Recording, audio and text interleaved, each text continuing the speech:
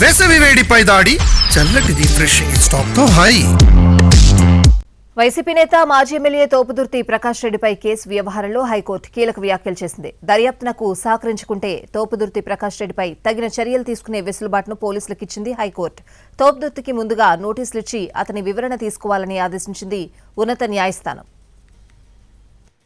మాజీ ఎమ్మెల్యే తోపుదుర్తి ప్రకాష్ రెడ్డిపై చర్యలు తీసుకునే వెసులుబాటు పోలీసులకు కల్పించింది ఏపీ హైకోర్టు.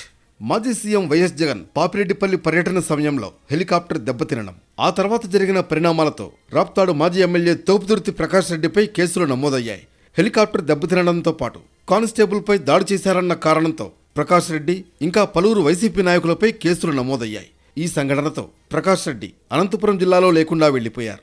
ఓవైపు పోలీసులు తోపుదుర్తి కోసం గాలిస్తుండగానే నిన్న ముందస్తు బెయిల్ పిటిషన్పై హైకోర్టులో వాదనలు జరిగాయి. ఈ సమయంలో హైకోర్టు కీలక వ్యాఖ్యలు చేసింది.